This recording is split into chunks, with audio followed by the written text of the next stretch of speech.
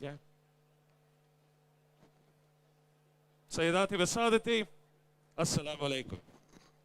Ladies and gentlemen, hello, and thank you very much for joining us today as we kick off this very insightful series of panels here at the Department of Health stand at Arab Health. A very warm welcome to everybody who's joining us live, and also all our audiences who are catching us on the stream, which is going out live on the Department of Health YouTube. So a very warm welcome to all of you. Now, ladies and gentlemen, why are we here for this very first panel? We're going to be talking about something really rather important. Future healthcare and how our experiences with the COVID-19 crisis, in particular Abu Dhabi's experiences with the COVID-19 crisis, has enabled us to navigate it. We are still navigating it. Has enabled us to maintain safety, economic activity, community confidence. How can we take this, the learnings from this, and apply them to creating future resilient healthcare systems? Ladies and gentlemen, before we continue, allow me to contextualize this. Abu Dhabi, by all metrics, has had a tremendously successful response to the COVID-19 pandemic. It, along with the UAE, has had amongst the lowest death rates in the world, some of the world's highest vaccination rates, and collectively Abu Dhabi has managed to, along with the UAE, safeguard life while also making sure that economic activity did not grind to a halt. We are here today to understand how this was done. We're here today to listen to stories that you might not have heard before. And we're here to unravel whether it was digitalization, collaboration, great leadership, fast decision making, or perhaps a combination of all of the above that enabled this swift response. Ladies and gentlemen, it is time now for me to introduce the august speakers who constitute our panel, and I am absolutely delighted that they're here with us today. In no particular order, I am going to be introducing them. So first up, please join me in very warmly welcoming. He is the Director General of the Abu Dhabi Public Health Centre, His Excellency Matar Saeed Al Noemi. Fadl, sir, if you could take a seat here. How about a round of applause, ladies and gentlemen? Next up, he is the Executive Director of the Emergency Preparedness and Response Centre at the Department of Health, Abu Dhabi. Please join me in welcoming Dr. Saleh Al-Ali. Fadl, sir. Ladies and gentlemen, continuing to populate these chairs, up next, he is the Chief Strategy Officer at Rafid. Please join me in welcoming Mr. Ahmed Al-Bastaki, sir. And finally, ladies and gentlemen, we all have the Abu Dhabi Ambulance Branch Manager, Mr. Mahmoud Al-Balushi. So if you could join us. Thank you very much. I am your moderator for this session. It is a pleasure to be with you. My name's Hisham Wine, and we're going to kick off. Your Excellency, ladies and gentlemen, thank you very much for joining us. It is an absolute pleasure. Now, what we want to do here is take a look at the past, what was when the COVID-19 pandemic first broke. We are going to look at the results of Abu Dhabi's healthcare system, how it was managed, and then we are going to extrapolate that to the future of how we can build resilient, agile, and adaptable healthcare systems. Now, without further ado, what I'm going to try and do here is I am going to try and create a story. And in order to create a story, what I would like to do is to invite each and every one of you to tell us a little bit about your organization introduce the role of your organization and how it fits into the pandemic response. So, Your Excellency, I think we'll start with you. Assalamu alaikum. I think my voice is clear. I will just check and see if that microphone is on. It seems to be working. Thank you. So thank you, Hisham. First of all, my name is Matar Saeed Al-Naimi. I am the Director General of Abu Dhabi Public Health. Can you hold it up? First of all, I will be introducing the role of Abu Dhabi Public Health in this pandemic. Abu Dhabi Public Health Center has established in 2019 by a decree from His Highness the President of the United Arab Emirates. At that time, just 6 months before the pandemic. So the center is newly established, and I think, from my opinion, it has played a major role in leading the response efforts, not only in Abu Dhabi, but also in United Arab Emirates. One of the main roles of Abu Dhabi Public Health Center is to produce the precautionary measures against COVID-19. First of all, to each individual living in the Abu Dhabi and the United Arab Emirates, and also in the community, and also to government and private organizations. Second, Abu Dhabi Public Health Center has a main role in coordinating all efforts in eradicating the infection among members of community by a lot of programs.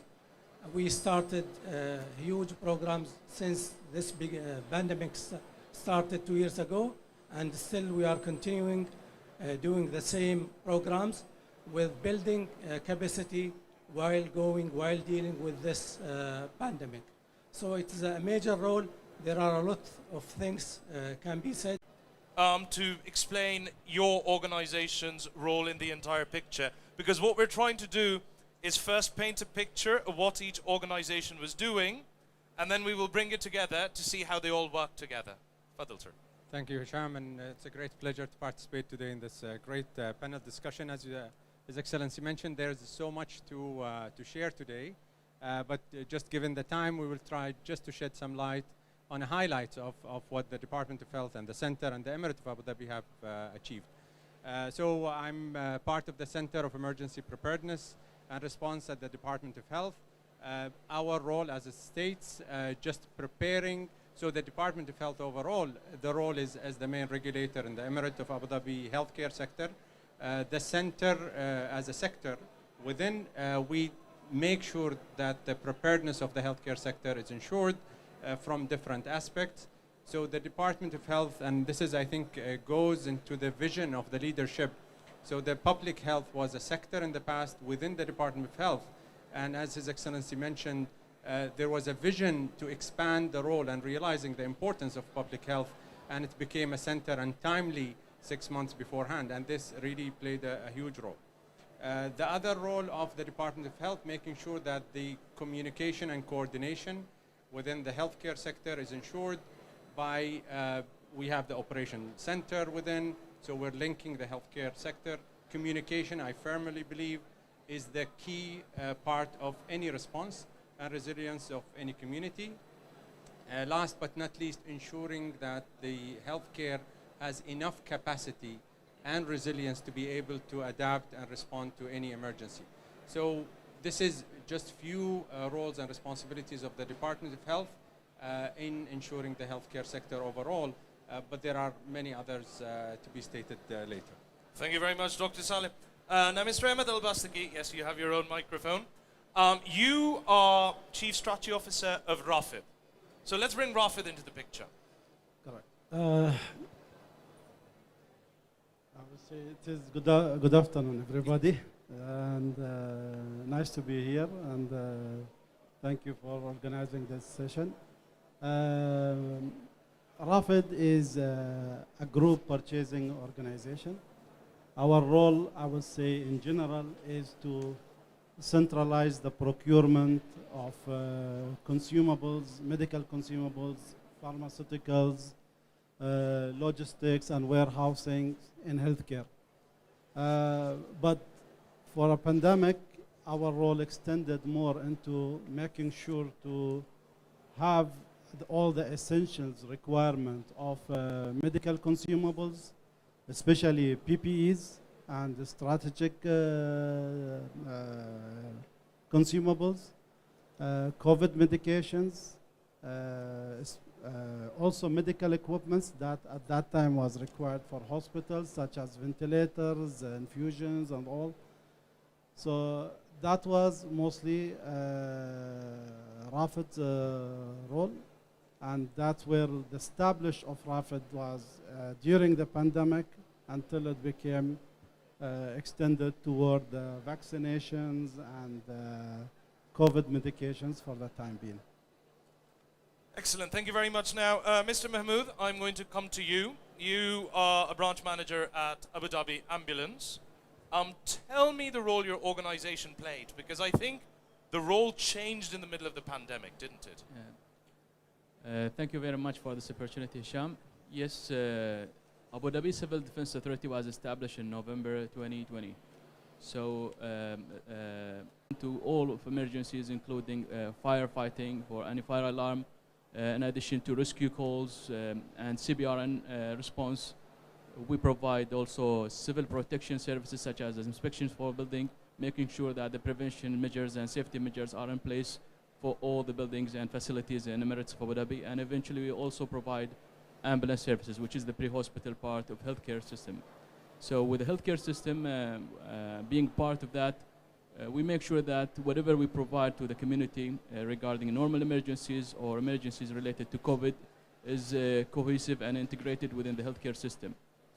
So what we're seeing here is that the ambulance service, which used to exist separately initially, was integrated into a larger organization which provides overall response from fire and safety and rescue. Yes, correct. And that happened during the pandemic. The transition was very smooth. There weren't any interruption of services. On the other hand, it helped us to be more agile, like flexible, dealing with emergencies, even dealing better as a universal response to the COVID pandemic, and providing even better services. Wonderful. Now, I'm glad that you've spoken about how this happened during the pandemic, because I'm going to take this as a prompt to take us all back to the early days of the pandemic. Say the first month, the first 2 months. Your Excellency, what was happening? What was happening at your organization? What was happening in the Emirate of Abu Dhabi? What was the thought process? Yes, this is a very important question. I think the whole credit should be given to our leadership and also to each member of our community. I will start with the leadership. صاحب السمو His Highness Sheikh Mohammed bin Zayed Al Nahyan mentioned at the beginning of the pandemic a very famous phrase, لا تشيلون هم. It was very inspiring to each one of us. That phrase simply is a strategy by itself. As we all know that the strategy is how to do things. And Sheikh Mohammed and our leaders told us how to do things, which is basically telling everybody not to worry. And he directly told each one of us, told each entity, government and private, just to take full care of the people living in the UAE. So that was a strategy from our leaders, and that strategy came from confidence, from trust about the level of readiness that we have in Abu Dhabi and in the United Arab Emirates. And we were having a very high level of readiness, and we were measuring that level on a monthly basis in Abu Dhabi And just before the pandemic, we were reaching above 85% of the readiness. And we are, as a public health center and Department of Health, we started activating the emergency plan as the first entities within the region. We had a meeting with my colleagues here, Dr. Farid and Dr. Omniat, at very early days, at 26th of January. And we had that meeting, the chairman of Department of Health was there. So we put him in the situation on what is happening in Wuhan, China, and then we assessed the situation and then we started our activation for plans. So everything was ready. I'm just telling you in summary, Abu Dhabi and the UAE started dealing with COVID before it started all over the globe. So, I mean, that's a very interesting point. A key to an effective response is an early response. So you didn't wait for the virus to come here to start planning. In fact, if I'm not mistaken, weren't you already doing a training on infectious disease and passengers coming through? Weren't you already doing a simulation even before the pandemic? Yes, thank you for mentioning this, Hisham. Just before the pandemic, in December 2019, we were having an exercise. That exercise was about an infectious person having an infectious disease coming from outside the country by airplane. And we were putting things on the ground just to start the training. And then we hear the news from Wuhan about the virus spreading in one of the cities there. By the way, we were having 4 systemic training in Department of Health. 2 of them were about infectious disease, and the 3rd one was about mass casualty, and the 4th one about business continuity. So this is part of one component of our readiness level, so that we have to have for training on annual basis. So you're always constantly, even when there's not an evident threat, the disaster planning is continuing, the stress testing is continuing, the training is continuing, is what you're saying? Yes, exactly. And by the way, each training we have lesson learned, and those lesson learned are directly implemented through an action plan. And guess what? Whatever we need during COVID-19, we were planned ahead, I mean before that, especially in the capacity that we have right now in Department of Health and the health sector. How many beds do we need for to keep isolating people? How many PPEs that we need to keep the community safe? So all those things were lesson learned, came out from the exercise that we did during the past years. During the past years, that's an excellent point. So if your baseline of preparedness is already high, you're obviously going to be on the front foot. Dr. Saleh, I'm going to bring you into this because it's in the name of your department, the Emergency Preparedness and Response Center. So obviously, when the news came out of Wuhan, what was your department doing? When was the first case registered? What was going on? Tell us a little bit.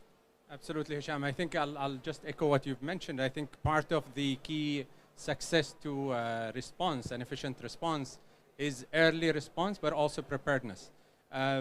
Luckily, and I think we're very fortunate to be in the Department of Health where this vision, as I mentioned earlier, was very clear. So over the past few years, not even with the Wuhan news, actually earlier, I would say even 4, 5, 6 years, the government started paying attention for multiple reasons on preparing the healthcare sector for any emergency. And there were many infrastructures that heavily invested on, not just for the preparedness, but even for a better and improving the healthcare sector.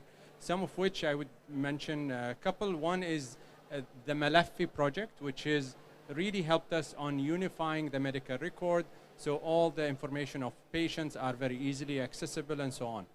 The second thing is there was a huge investment from the leadership, His Excellency Sheikh Mohammed. 120 million dirham were invested or budgeted over 5 years to prepare the Emirate of Abu Dhabi. This is back into 2015. Not so even. Did you say 120 million dirham over 5 years? on preparing, just preparing the healthcare sector. That's amazing. So this, yes, absolutely. So this was really helped on investing on stockpiling, where the rest of the many other countries have suffered from shortages. But alhamdulillah, the Emirate of Abu Dhabi and the UAE did not suffer as much. Actually, they did not suffer. There was a little bit of pressure that was normal, but I think preparing the stockpile was many years ahead of that. The third point I would like to mention is also the IT infrastructure, not just the Malafi, the emergency operation. There was an investment back in 2016 under the leadership of His Excellency and the team also of host or adopting an emergency operation software. It's a platform that was connected with Malafi and was really helpful in tracking patients. Now all our decisions are based on information, real-time information. We draw them on a daily basis. Last but not least, of course, training, which was mentioned. So it's a culture, Hisham, of preparedness. When the pandemic was declared, I think it wasn't a shock as it was elsewhere. It was, yes, it was a pressure, but I think the healthcare in Abu Dhabi was very well prepared to gear into the disaster mode.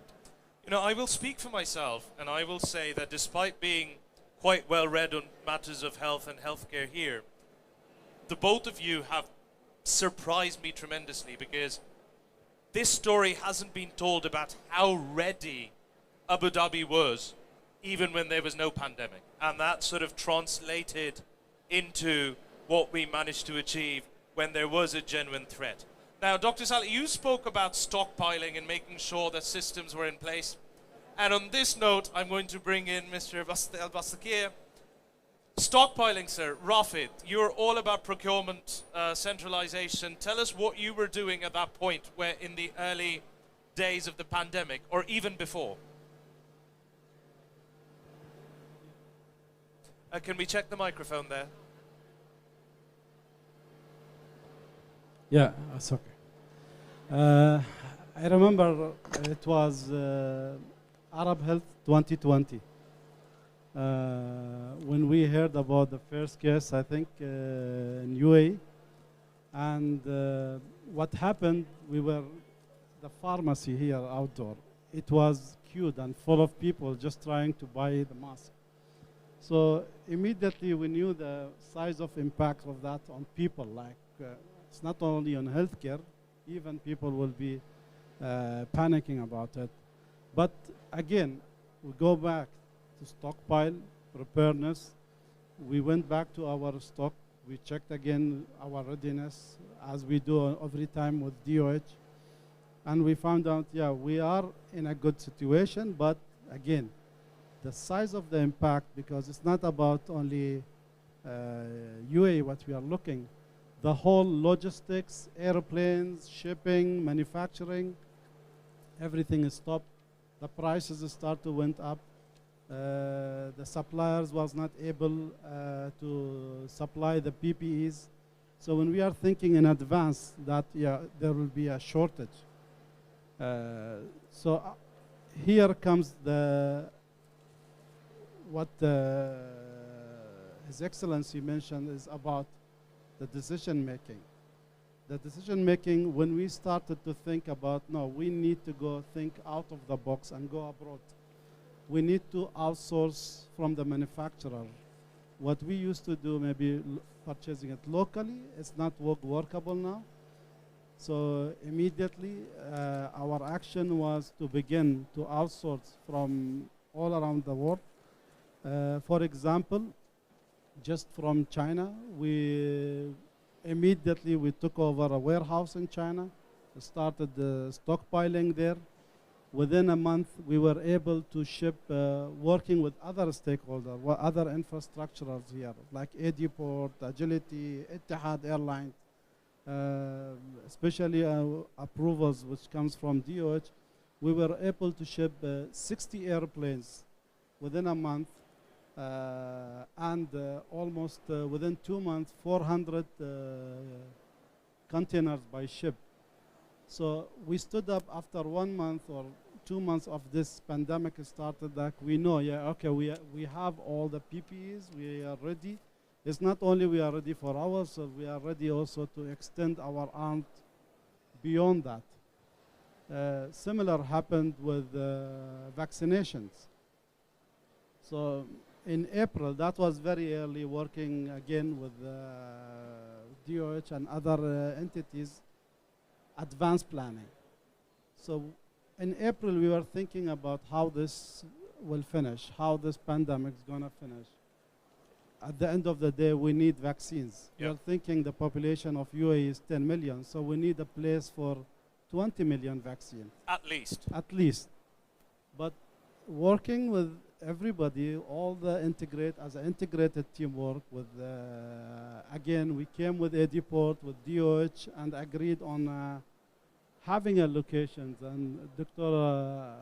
Also, she was a very good support on that.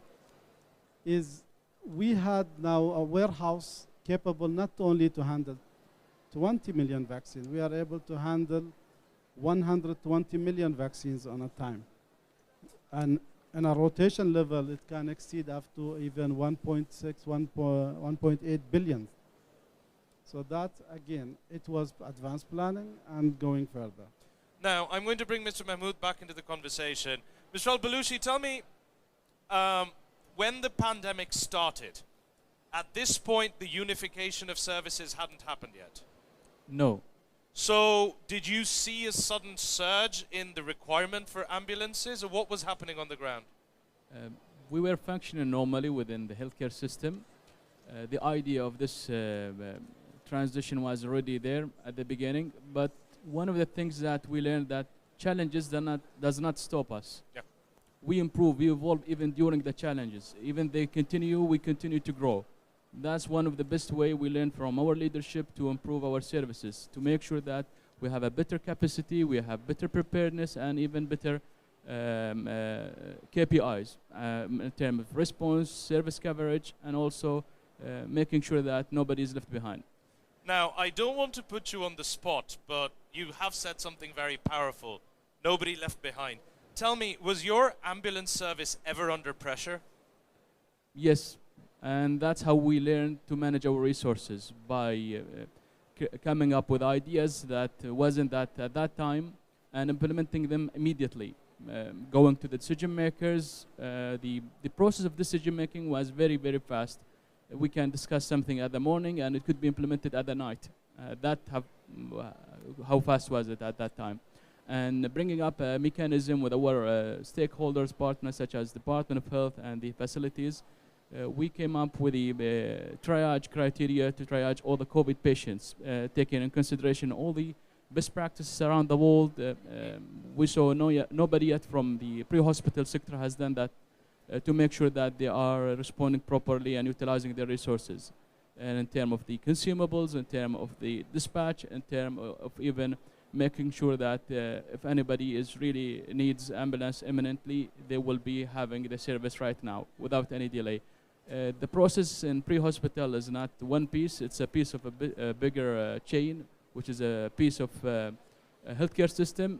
Our communication, prior communication from all the agencies, the agencies communication was very great, that we made sure that the moment that the notification comes about a positive case or suspicion, we make sure that this patient journey starts from home, where he knows that he's been in contact with a COVID patient or even positive, all the way to being picked up by the ambulance service, dropped to the hospital, where they continue the assessment and treatment for certain cases, and even making sure that the right transportation is being available for the other people who don't have a place to stay for quarantine. So this chain of services, this chain of communication, interagencies, being smooth, being adaptable at that time, coming up with the new ideas, implementing them not only at the inside of the agency level, it's even with the partners. Had a great effort to make everything successful and being able to manage this pressure. I mean, that's a wonderful story, and I'm going to pick up on a point that you mentioned, that with this interagency cooperation, you could track, you could do triage, you could track a request, you could figure out whether a patient had COVID, the seriousness of it, and take them right through that that value chain up to quarantine and whether they have a place or not. And I'm just going to bring that back to Dr. Saleh, because you mentioned the IT investment and Malafi and the fact that the system was in place. Is that why we could do this? Or were there people like running around with pieces of paper? Absolutely. I think the digital health is a big objective of the healthcare in Abu Dhabi. There is so much, as I mentioned, investment and a vision. I think what the IT serves, if you speak to any IT person, he wants to understand the vision first. Then they will customize the solution. And that's exactly what happened. So the government of Abu Dhabi and the Department of Health and the center also, we as a healthcare wanted to automate that digital health or toward a better health. This, as I mentioned, bridge the communication. Now we know exactly and instantly how many transfers, where are the requests are, where are the patients, so we have so much better understanding of the situation because of this infrastructure of IT. So yes, it's serving. We're working very heavily to integrate also with not just the government ambulances, but also the private provider. So we want to have a complete picture of the situation in the Emirate of Abu Dhabi, and that helps into a better decision. Wonderful. Now I'm going to build on another point that you mentioned, sir, and I'm going to now bring His Excellency back into the conversation because Mr. Al-Balushi mentioned that the decision making was really rapid. He said it was a matter of hours.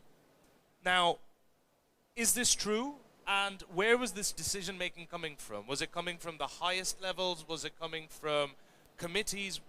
Tell us about this decision making and how was it so fast? Yeah, of course it is 100% true.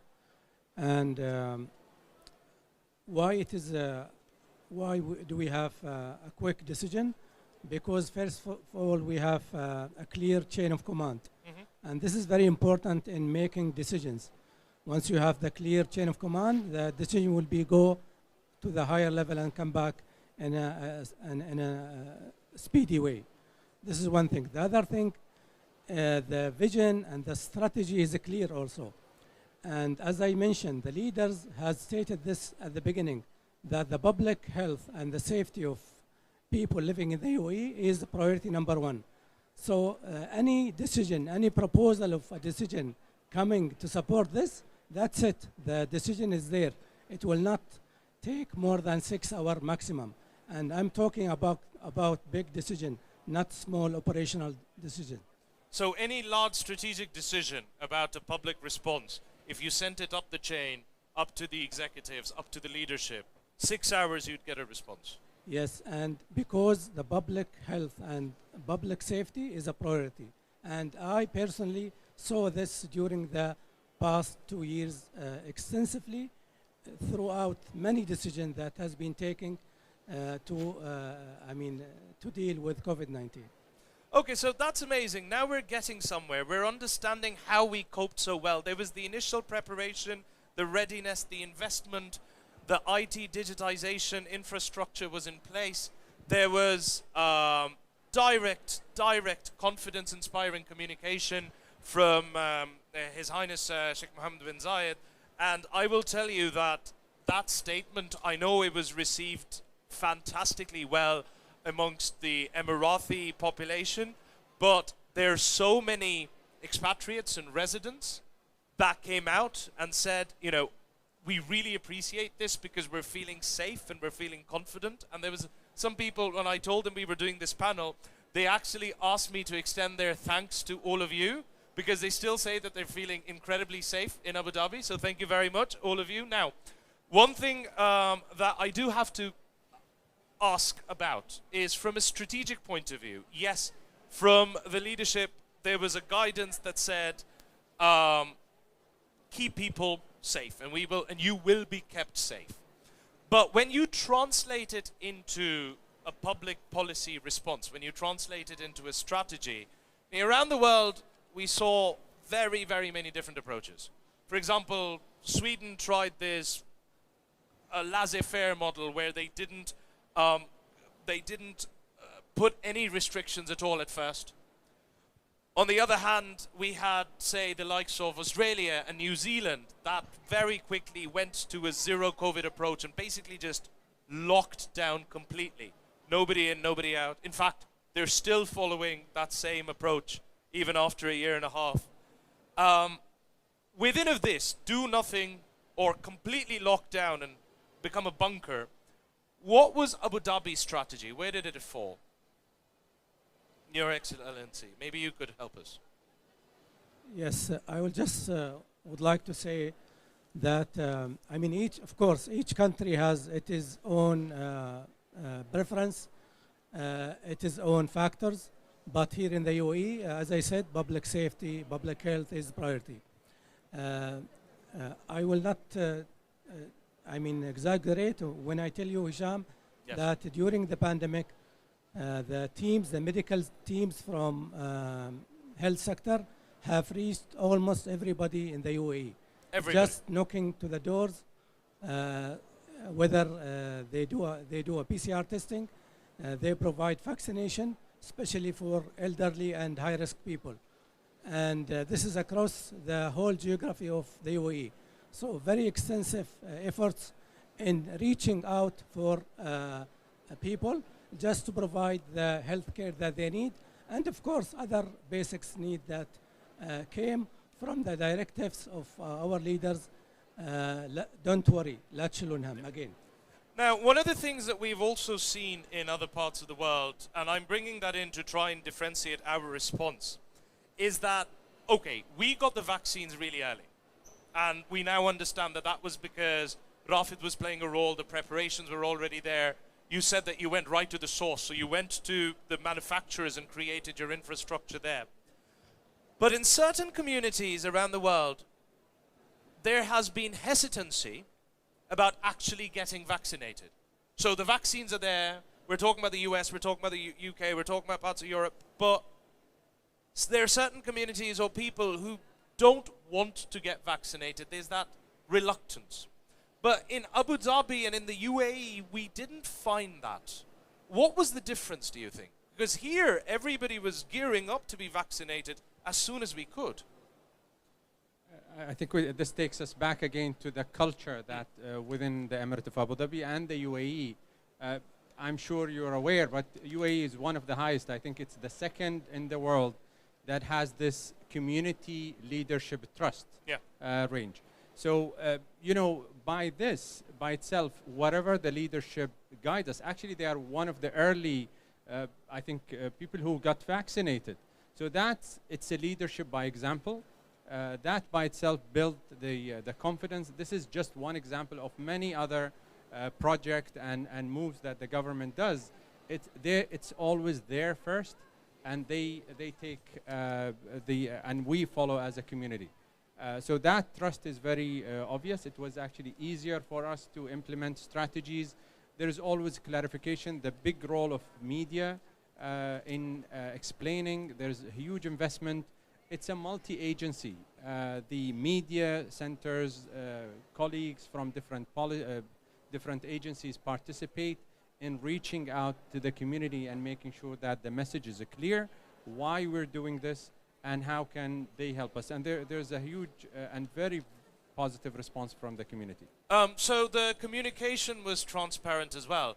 Now, my understanding is that not only were we doing well on the vaccination front and sort of leading the world in terms of the UAE, also in terms of Abu Dhabi, we were on the top table at all times. But didn't we also actually manage to donate vaccines during the early pandemic times to countries that need them? We were part of the HOPE consortium, I think. Exactly. Working with the DOH and other stakeholders with us, such as Ittihad, Rafid, Department of Health, SkyCell, and a lot of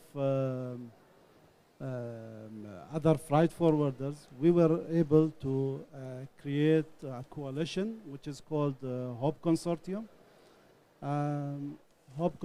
Because of the, as I said previously, we have the capacity. Our warehouses, the Rafid DC today is able to handle a lot of capacity of vaccinations. So what we did is we are again, all the vaccines comes from any country around the world they need it. It is stocked with the Rafid DC, and also it's been sent to other countries around. Part of it is donation, part of it is normal operation. But today, as we are talking, we reached to 50 countries, and we were able to deliver 250 million vaccines around the region.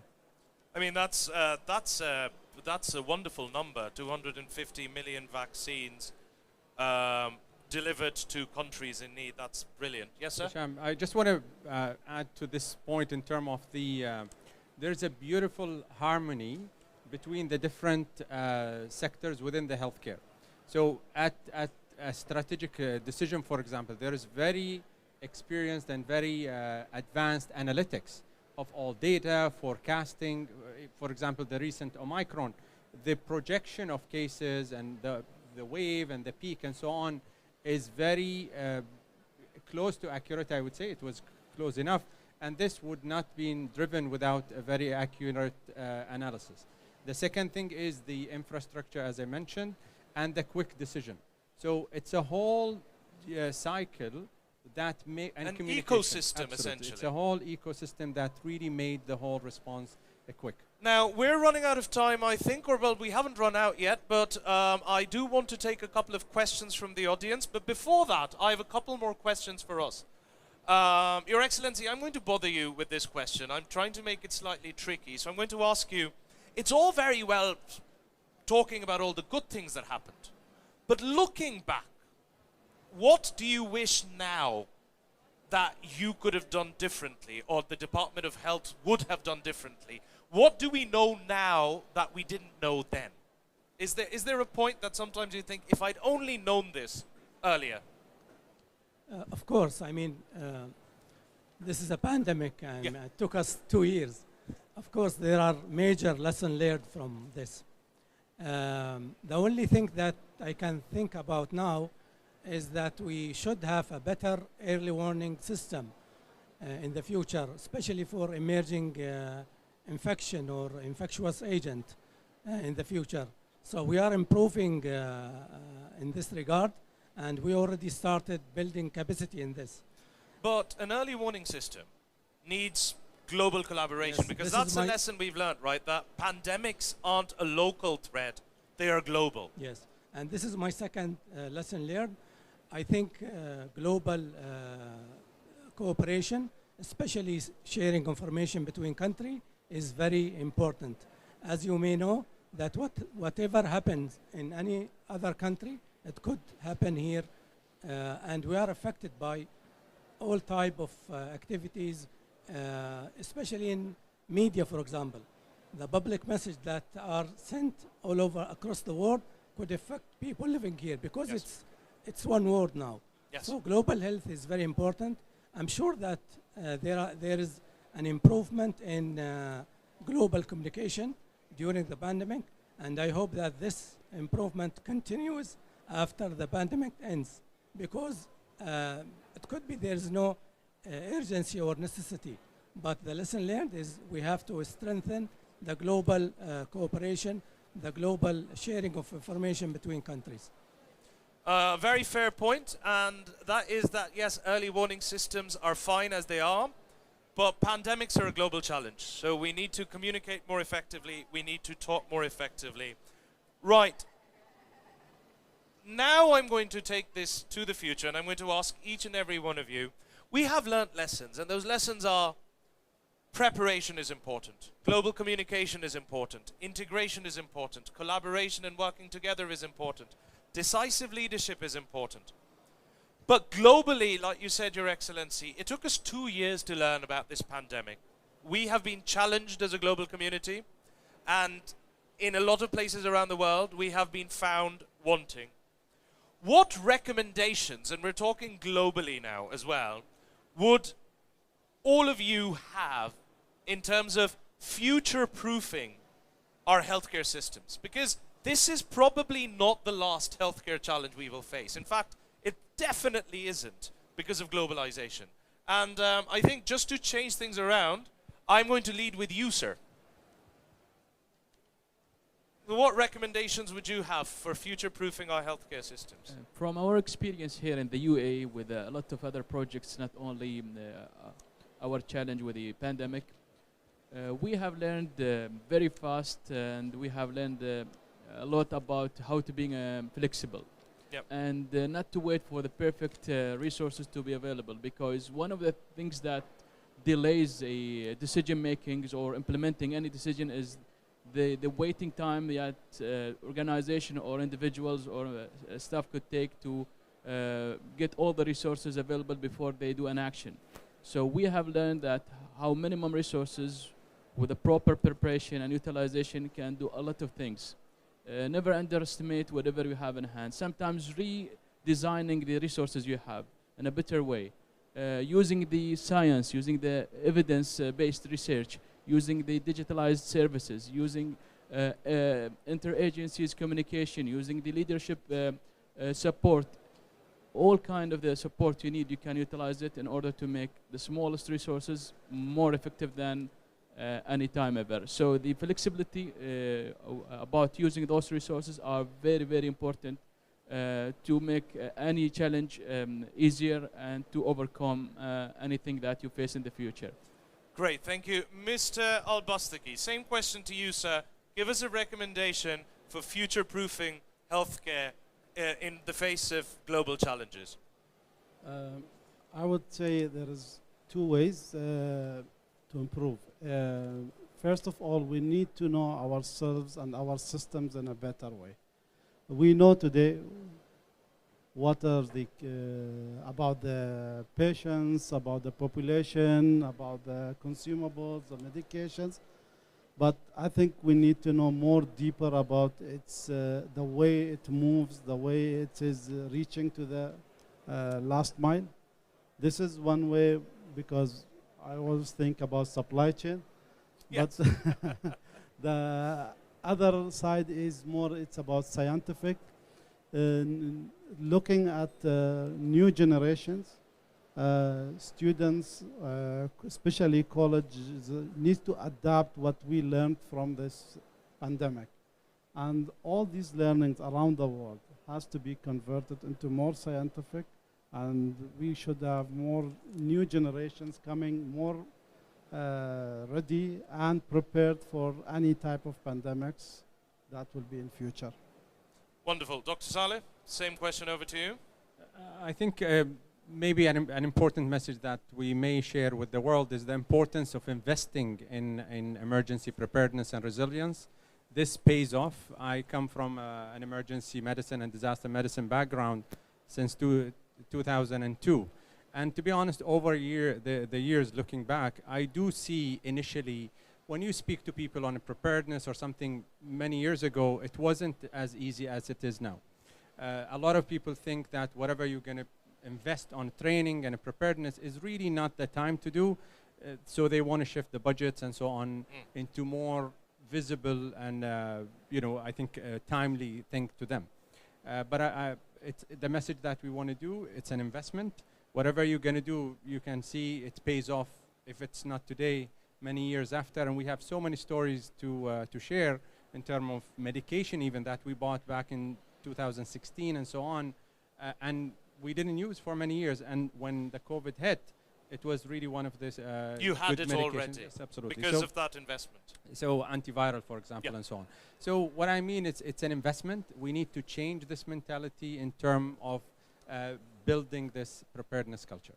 Wonderful. Your Excellency, I'm coming to you last so that you can offer us some of your recommendations on how we can future-proof healthcare. I agree with all what said from my colleagues, but I'll try to put it in short. So building capacity is very important, but from my own experience, my recommendation is to invest around 70% in preparedness and the other 30% in responding to any emergency. So by this equation, I think each country will build capacity within its own territory, and that's because we will be able to fight any future pandemic. if we have gaps in some countries, the eradication, the fighting of any future infection will be very difficult, because infection can travel easily within like maybe 7 hours, maximum 14 hours, Yeah. from one country to another country. So building capacity is very important within each country, just to upgrade the system in, I mean, the region and in globally. I mean, very excellent words, words of wisdom. If some of us are weak, we are all weak. You can't just, everybody has to invest in creating that capacity within their territories, so that collectively we can postulate and bring about a stronger response. Right, I am going to take just 2 minutes before we wrap up. I'm going to take 2 minutes and check with the audience if anybody has any burning questions that they'd like to put to my wonderful panel. Any questions? How about the front row here? Would you like to ask them anything? You're working with them. How about people who aren't working with them? Does anybody have any questions they'd like to ask? Well, it looks like we're in luck, because they're letting us go early, and it's just as well because we have now reached, I think, the limit of our time. Thank you very much, all of you who've joined us here, and thank you very much on the everybody who's joined us in the live audience. Ladies and gentlemen, let's take just 1 minute to recap what we spoke about. Now, our purpose here today was to tease out, number one, why Abu Dhabi's response was as effective as it was, and B, what lessons we can take from there, looking back to future-proof what we can achieve down the line and bring and build resilience. So a key point that His Excellency spoke about is that his organization played a major role in leading the response both in Abu Dhabi and the UAE. Coordination was a key element, and here the very top leadership came out with a message of supreme confidence, reassuring populations, visitors. I remember them saying, I remember His Highness Mohammed bin Zayed saying, if you are in the UAE, we will look after you.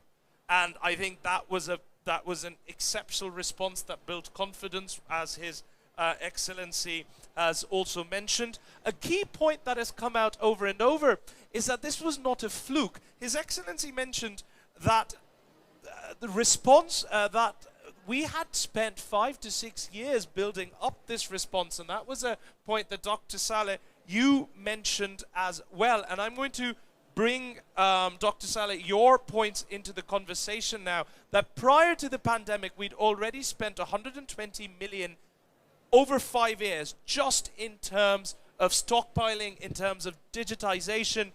So we were investing in times of health so that we could be ready for health challenges. We had our Malafi system in place, we had the IT infrastructure in place that enabled that decisive response.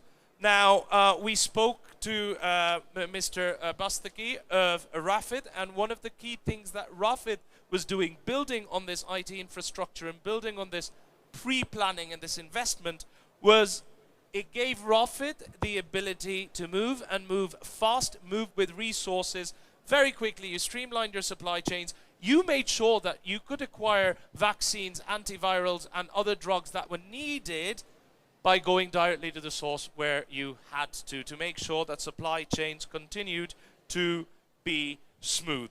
And in fact, a very good point that you postulated, that you made, was that in 2020, he saw the queues outside of a pharmacy here at Arab Health, and he realized, right, this is a big one, and we're going to make sure that there are no shortages anywhere. And so Rafid stepped up to the cause. Mr. Al-Balushi mentioned, and a very key thing, that the ambulance service was folded into an overall response, emergency response mechanism, which included fire, rescue, and everything else. That gave us this overall ability to track people from their point of request to understanding whether they needed to be quarantined, and from a humanitarian and a preventative point of view, this is really important, and understanding if they had the space to quarantine. And if they didn't, the government would step in, and the response teams would step in and find them that space to safely quarantine. A key point that we're going to make here again is that decisive leadership, ladies and gentlemen, starts at the top. And His Excellency made the point, and you, sir, Mr. Al-Balushi, you made the point as well, that leadership throughout this pandemic was incredibly decisive. In fact, you said, Your Excellency, that even the biggest strategic decisions under the baseline of let's keep people safe came back within of 6 hours. So you could respond fast, you could respond accurately. A key point that was made by you, Dr. Saleh, because I asked the question, we were lining up to get vaccines, everybody in the UAE. But there was vaccine hesitancy in some communities globally. And I think, Dr. Saleh, you made the very good point that the UAE is built on the foundations of trust between the leadership and the community. And the leaders they took a stand. Not only did they say, we will keep you safe, they said vaccines work. They were amongst the very, very first to get vaccinated, and then they encouraged the community to do so.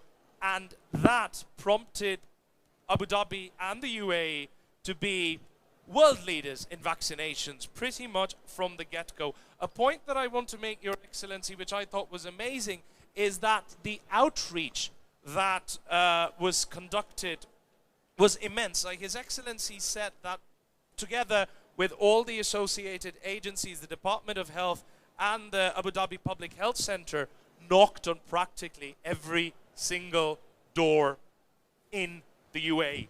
Not Abu Dhabi, but the UAE. So over 10 million people were involved in that. So ladies and gentlemen, what lessons can we learn from here? When I spoke about what we can do to future-proof, Mr. Al-Balushi said, well, what we need to really look at is to make sure that we can work with what we have, that we can be agile and that we can be flexible. Mr. Bastaki, you were saying, again, you echoed this thought, improve your systems, know your systems, and from a procurement point of view, it's not just about getting the medicines, etc. Also really work on your last mile delivery, which means getting shots into people's arm, getting antivirals into hospitals and all the rest of it. When we came to you, Dr. Saleh, and we said, right, to the world, what message for boosting healthcare resilience? You said, I would call upon the world to invest in preparedness. And really, if there is one secret to, it's no secret to how quickly we could move in the light of this pandemic, it was that we were already moving before the pandemic showed up. So don't wait is your message, I think. Invest now so that we can be safe tomorrow. And finally, Your Excellency, you said 70% preparedness, 30% response. That's where the budget should go globally. And we can only be resilient globally by building resilience and investing in our individual territories. So ladies and gentlemen, how did Abu Dhabi do it? Abu Dhabi did it by being prepared, making use of its investments, decisive leadership, clear communication, and that community trust that when your leadership says, when our leadership says, you are safe and get vaccinated, that we do it. I think that's all we have time for today. Ladies and gentlemen, what I would like to do, I would like to request you to give a huge round of applause, and for those of you who are joining us, a huge round of virtual applause to my wonderful panelists, His Excellency Matar Said Al Noemi. A round of applause, please. Round of applause, please. Dr. Saleh Al Ali, huge round of applause. Mr. Ahmed Al Bastaki, huge round of applause. And Mr. Mahmoud Al Balushi, thank you very much for joining us. A very fascinating discussion. Ladies and gentlemen, my name's Hisham Wine. It's been a pleasure moderating this session for you. Thank you very much. Thank you very much, Sean.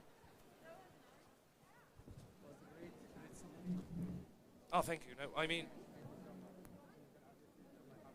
you guys inspire me. I mean, that's the thing. Like, it was a great summary because of the points that all of you had made. I can't imagine.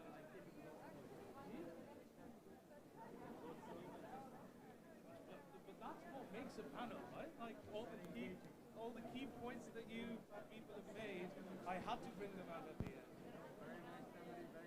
Oh, you're very nice.